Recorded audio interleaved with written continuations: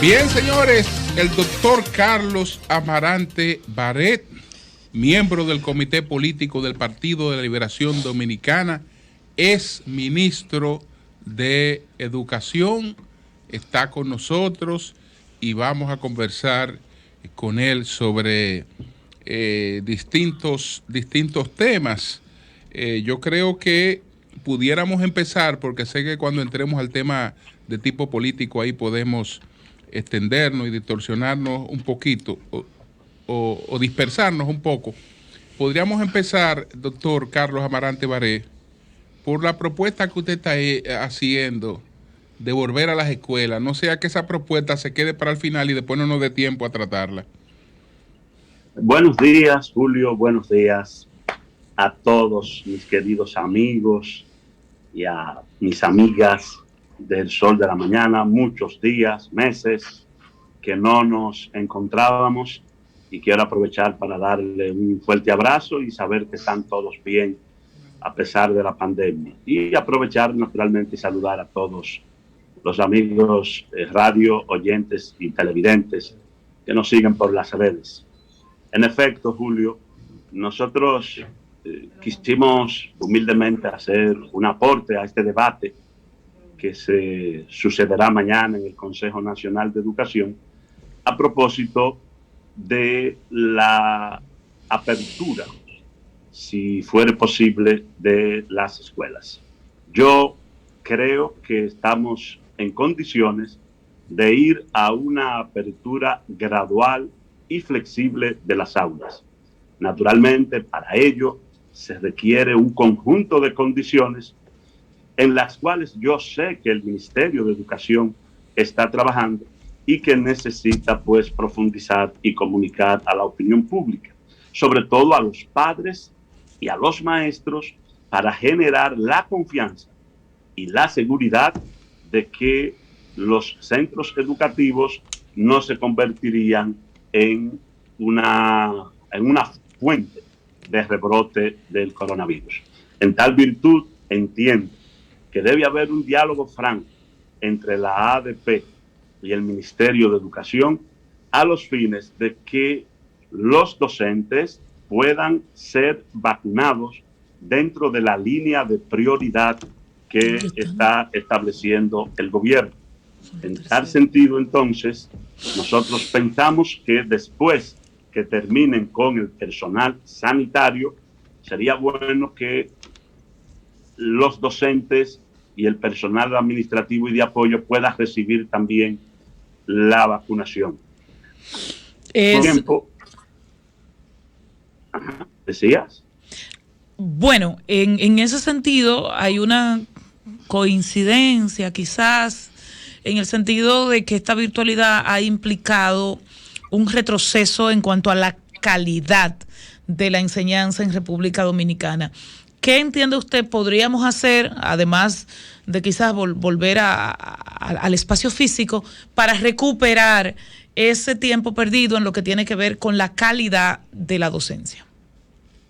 Definitivamente, por estudios que se han estado haciendo en diversos países, por ejemplo, en nuestra carta nosotros nos remitimos a dos estudios. Un estudio hecho por un instituto de educación en Chile y el único estudio que se ha hecho en la República Dominicana hasta este momento, que lo hizo el Liceo Científico de Salcedo, de la provincia Hermanas Mirabal. Ambos estudios reflejan una visión generalizada entre los estudiosos de la educación a distancia, de que esta implica, primero, implica un ensanchamiento de la brecha digital y de la brecha en los aprendizajes entre los estudiantes.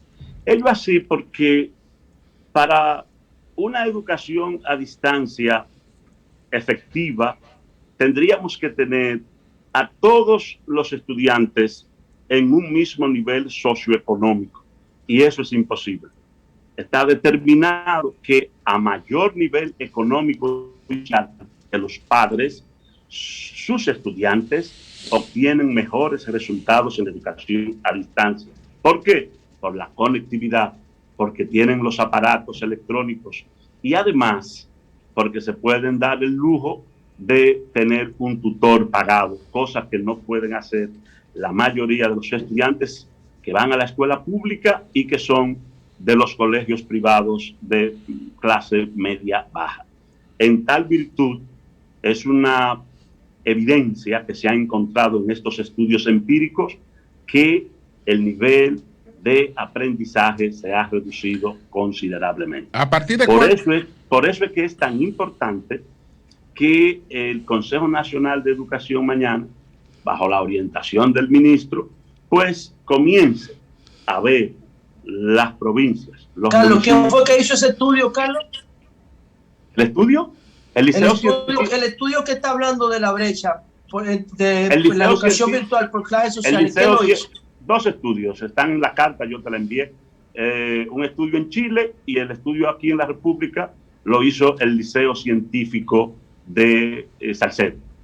Doctor, algunos plantean que el retorno sea en marzo, ya la semana que viene. Otros dicen, no, dejemos que el año escolar presente, termine de manera virtual, a distancia, y que esto se haga para el próximo. A mí me gustaría, María Elena, que por lo menos abril y mayo, los estudiantes puedan ir de forma, lo repito, gradual, flexible, puedan ir ¿Cómo sería esto de gradual y flexible? Quiere decir que no irían, por ejemplo, los 35 estudiantes de un aula, sino que se dividirían en grupos y se intercalarían los días para asistir a aula. Esto nos va a permitir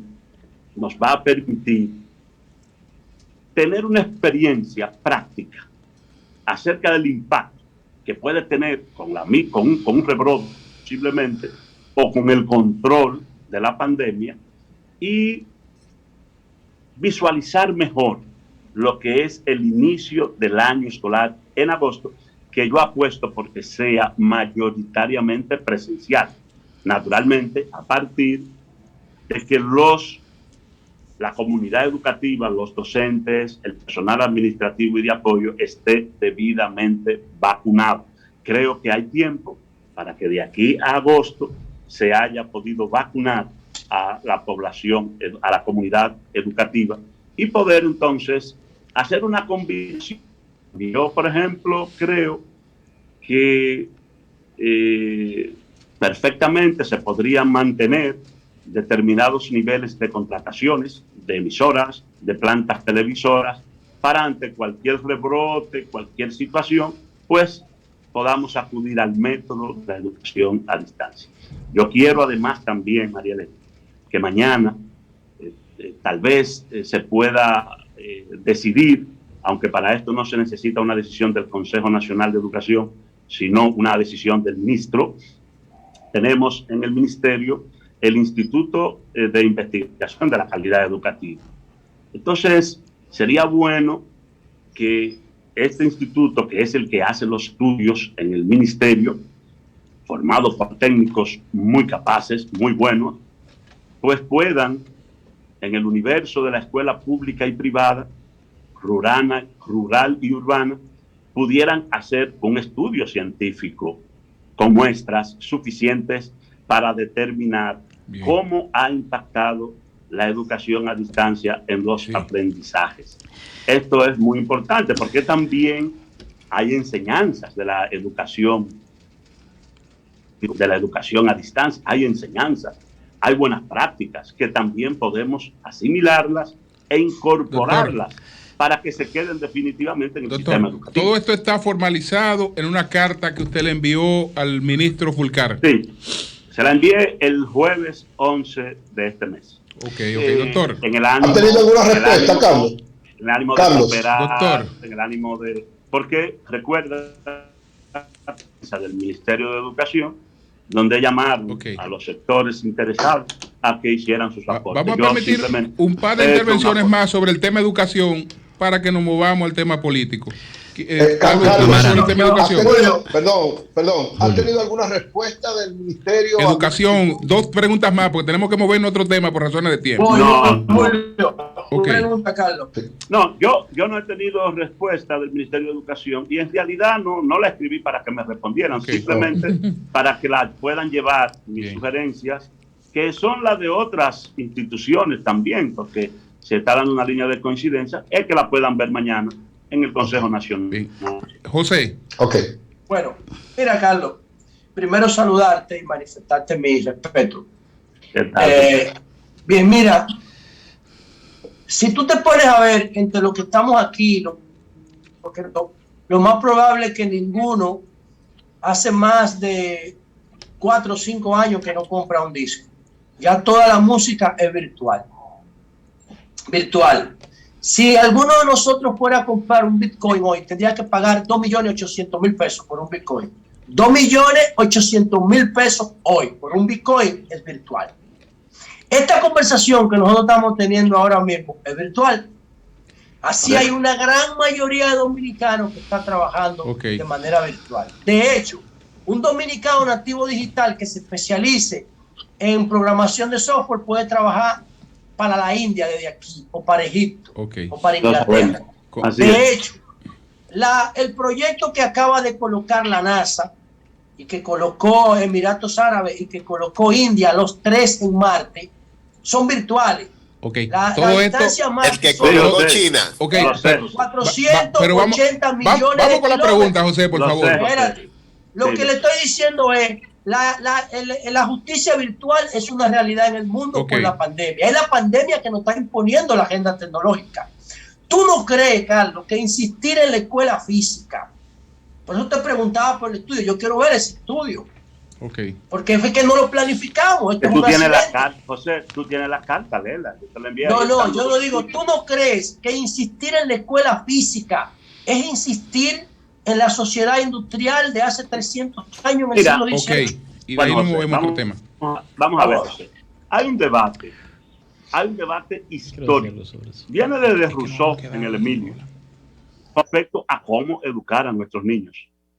Y hoy, con el desarrollo de la tecnología, evidentemente que esa tendencia que se ha manifestado a lo largo del siglo XIX y del siglo XX en prominentes educadores que no creen en la asistencia a la escuela, se ve reforzada esa tendencia con el uso de las tecnologías y sobre todo con lo que ha pasado en la pandemia.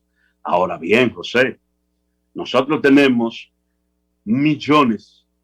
Estamos hablando de 900 millones de niños y niñas en el mundo que han sido impactados por la pandemia al tener que quedarse en sus casas. Son cientos de miles de familias, millones de familias sumidas en la pobreza, sumidas en situaciones de precariedad que necesitan la reapertura de la docencia física. Además, hay un tema que es evidentemente insustituible. Esa relación que se da en la escuela porque no estoy hablando de los adultos. Nosotros estamos aquí todos hablando, nosotros somos hombres y mujeres adultos. Todos los grandes proyectos que circulan a través de la tecnología son manejados por adultos, no por niños.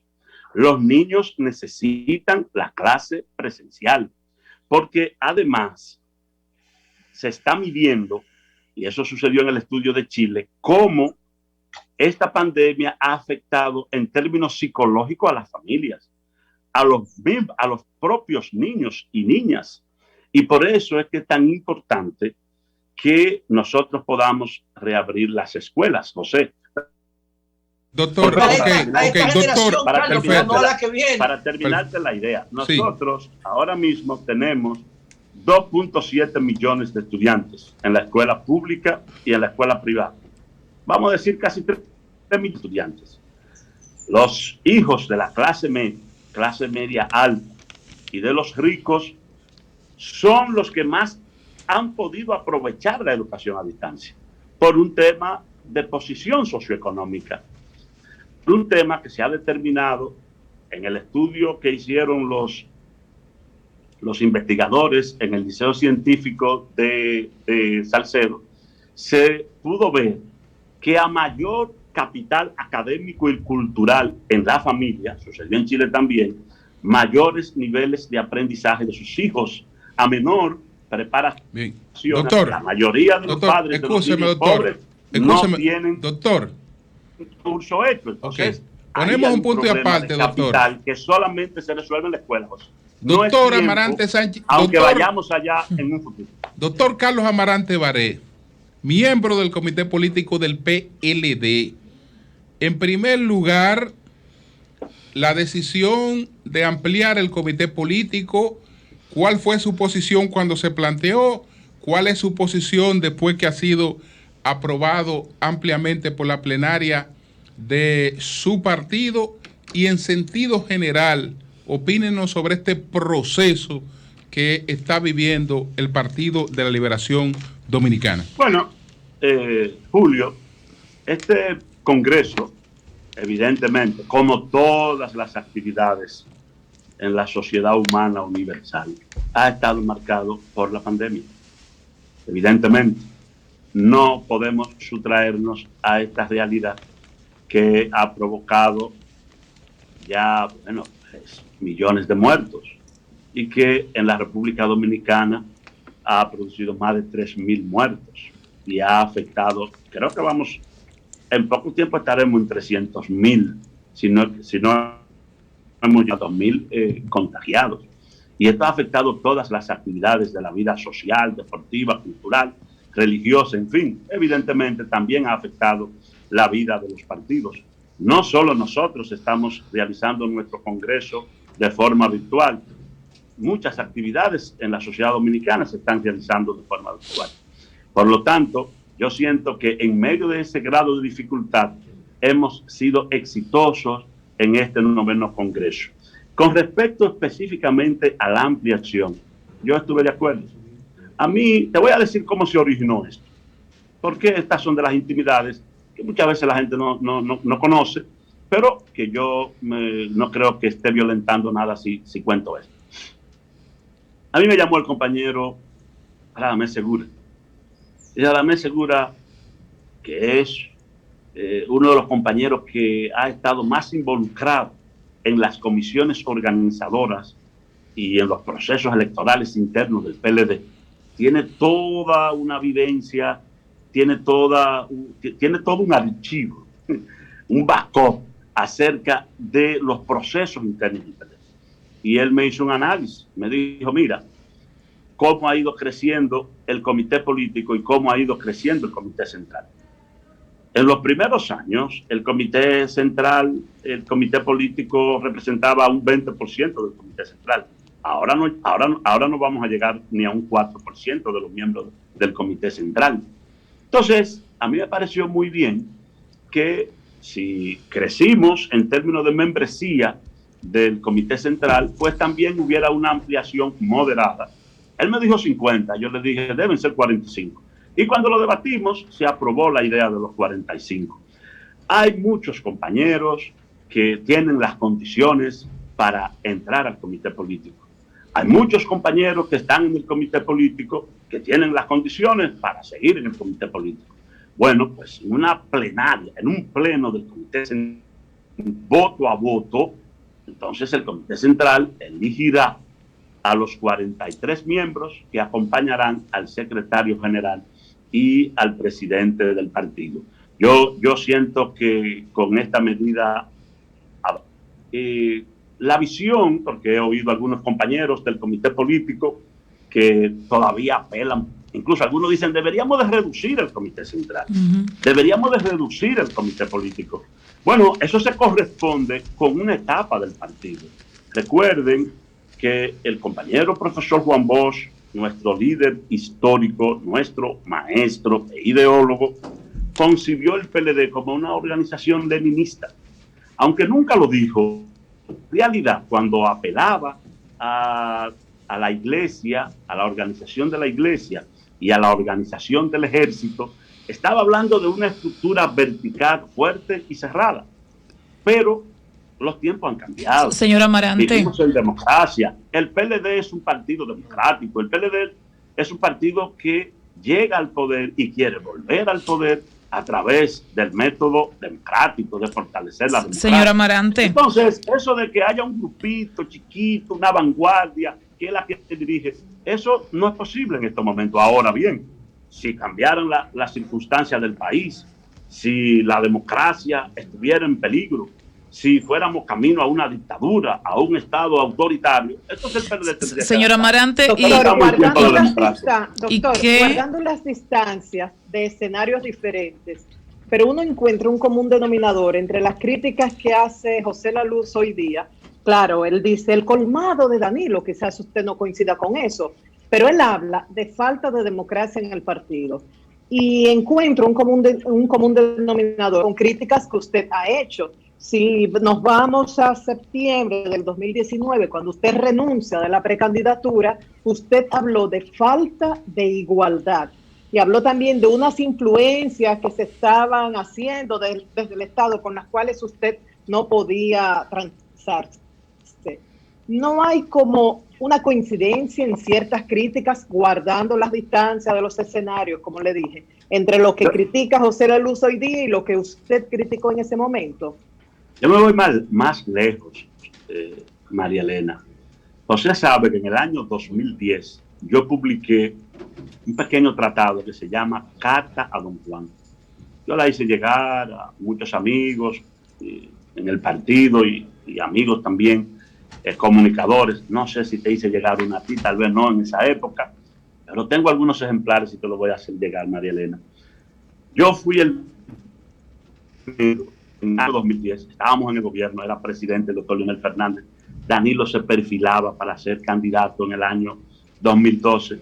Y yo en esa carta a Don Juan, que José la leyó, hago una crítica demoledora al modelo organizativo del Partido de la Liberación Dominicana, a la masificación del PLD y también al tema de pérdida de identidad ideológica.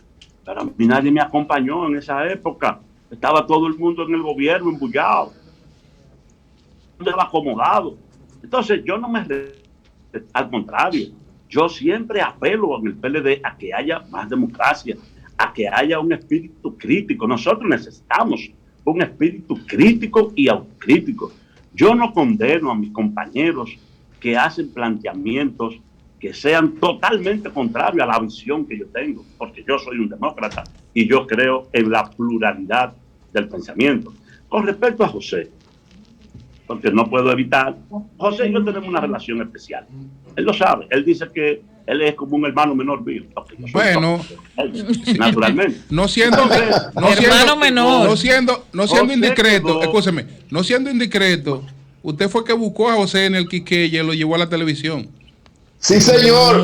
Porque lo buscó en el Sánchez Quiqueya y lo llevó a la televisión. José, yo tenemos una relación de hermandad. Cuando tú fuiste funcionario. Oye.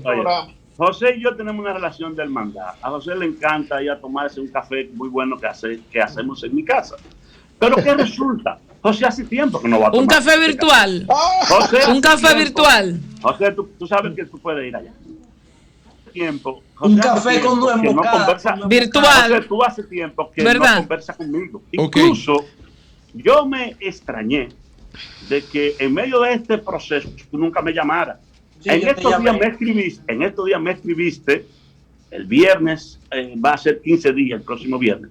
Me dijiste, saludos, tenemos que conversar. Y dije, José, yo voy a la capital, dame un toque, nos tomamos un café. Nunca me llamaste.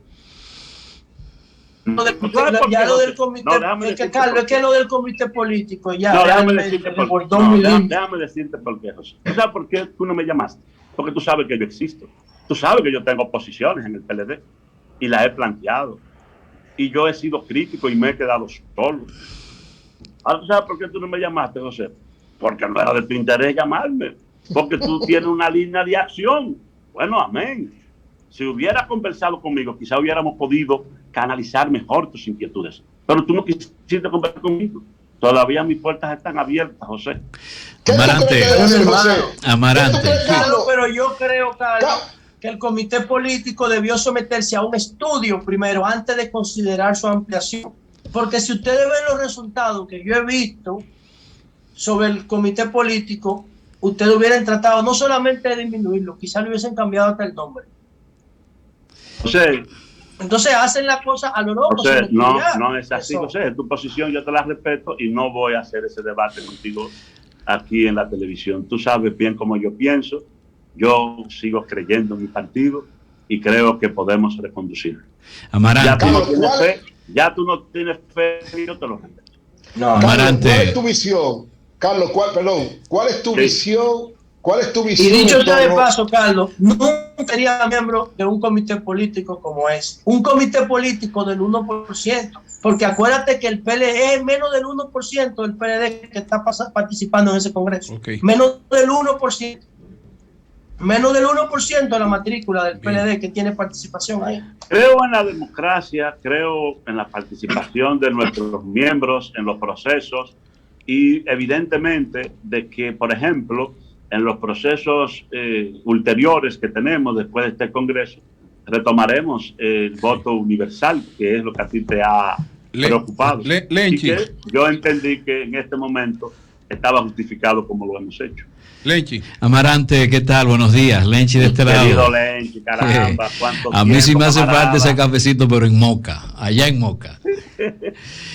Amarante, hablando de democracia, se está rumorando que se quiere que Danilo, que se sabe que va a ser el presidente del PLD, sea seleccionado no por votación, sino por aclamación. Eso realmente fortalece la democracia, sabiéndose que hay posiciones críticas respecto a los manejos democráticos dentro del PLD en este momento. Y el otro asuntito es, aprovechando una segunda cosa, respecto a la autocrítica, la autocriticidad. El PLD es un partido que sale del gobierno, sale derrotado en diferentes situaciones electorales y al mismo tiempo sale dividido. Sin embargo, el país no ha visto una posición crítica, autocrítica del partido respecto a esos procesos. O sea, ¿no sientes tú que hay una deuda con la sociedad respecto a esas situaciones que vivió el PLD? Y de cara a esa autocriticidad y en base a la experiencia del Congreso, el tema, por ejemplo, del comité político y prácticas como la OTAN, sabiéndose que la OTAN, para nuestro público, era un grupo especializado dentro del mismo comité político que se reunía aparte y tomaba decisiones y se manejaba en consecuencia. Esa experiencia de OTAN se repetirá también, seguirá desarrollándose en ese nuevo comité político. Ahora será peor. Lenchi, el tema de que solamente tengamos posiblemente un candidato a la presidencia del partido, que sería el compañero presidente Danilo Medina, ha llevado a alguien. Yo vi eso como, creo que lo vi en un periódico o algo, pero realmente en la comisión organizadora no he escuchado de que eso se vaya a hacer por aclamación. Yo pienso que debe de hacerse como hacemos todos. Se inscribe el compañero Danilo y la matrícula del Comité Central vota. Porque así como hay compañeros y compañeras que vamos a votar por Danilo, así hay compañeros que a lo mejor no quieren votar por él. Y si en un método de aclamación que no es democrático, se pudieran sentir presionados. Porque a nadie le gusta que se vea cómo vota, porque el voto es secreto. Entonces, iremos al voto establecido. Eso de aclamación, eso no existe en el PLD. Iremos a una votación. Y con respecto al tema de la autocrítica, el PLD evidentemente tiene que mirar hacia adentro. Hemos estado mirando hacia adentro. Y hay muchas razones que nos llevaron a la derrota electoral. Tuvimos divisiones, tuvimos un proceso interno que no fue de los compañeros y compañeras, con el tema de la candidatura presidencial, yo incluido, ya María Elena lo decía, pero de todas maneras, en medio de esa crisis que se desató fundamentalmente por el enfrentamiento entre dos liderazgos, el Partido de la Liberación Dominicana está saliendo a camino. Y claro, tiene que hacer de una perspectiva autocrítica. Pero te voy a decir algo, Lenz, tampoco es que no vamos a ir al Parque Independencia a recitar nuestras debilidades. Eso tiene que ser en un proceso interno. Incluso José sabe que hay unos resultados que el comité político tiene que hacer y estudiar, y lo va a hacer. Hay unos resultados de una consulta que se le hizo a la base del partido con respecto a las razones por las que perdimos. Ese es un gran debate que nosotros tenemos que hacerlo a partir de... Sí, pero Carlos, la comisión organizadora, el comité central lo que aprobó fue que ese diagnóstico de situación se hiciera para que sirviera de insumo a la reforma del partido, no para que el comité político lo secuestrara, como se hizo. Eso es, de ahí era que tenían que salir la reforma. Entonces el comité político, que yo no sé a quién le hizo la consulta, porque a la base tú tenías que darle un informe primero para que la base votaran por el informe.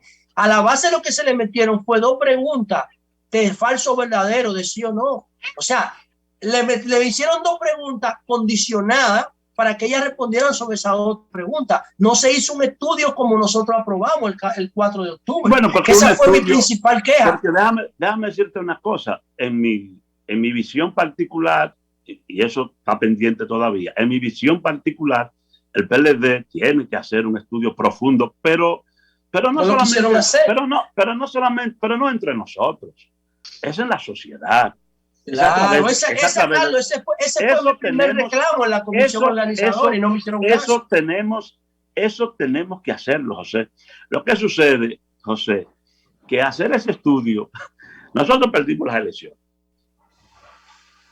En agosto perdimos 4 elecciones, Carlos, 4 elecciones el año pasado. 3 elecciones consecutivas. Okay. No, entonces nosotros vamos, entregamos el poder en agosto. Entramos en Congreso en noviembre. No son esas las condiciones para hacer el estudio en la sociedad. Yo creo que ahora sí podemos abocarnos a la nueva dirección del PLD. ¿Tú ves? Entonces ahora era que Carlos, quisiera preguntarte, Carlos, finalmente. Estudio no lo hace el comité político. Carlos, lo harán con Carlos, quisiera preguntarte por la actuación en el caso de la Cámara de Cuentas y hasta ahora la orientación que lleva la denominada lucha contra la corrupción. Bueno, el Partido de la Liberación Dominicana ha fijado una posición pública. El PLD no se opone a que cualquier funcionario, exfuncionario sea investigado. Todos los que manejamos fondos públicos que no son nuestros, tenemos que rendir cuenta ante la sociedad y naturalmente ante cualquier instancia del Ministerio Público o de la justicia si somos requeridos. Lo que apelamos y dijimos como posición del comité político es que esto no se use con fines partidarios para favorecer al partido del gobierno, que no se use para un ensañamiento y que naturalmente se respete el debido proceso. Con respecto a lo de la Cámara de Cuentas, lo único que te puedo decir sobre eso, Julio, o sea, yo me quedé sorprendido porque se produjo un enfrentamiento en la Cámara. Yo veo que 2 miembros de la Cámara han estado despachando con el Ministerio Público, han sido interrogados, el presidente, otra persona.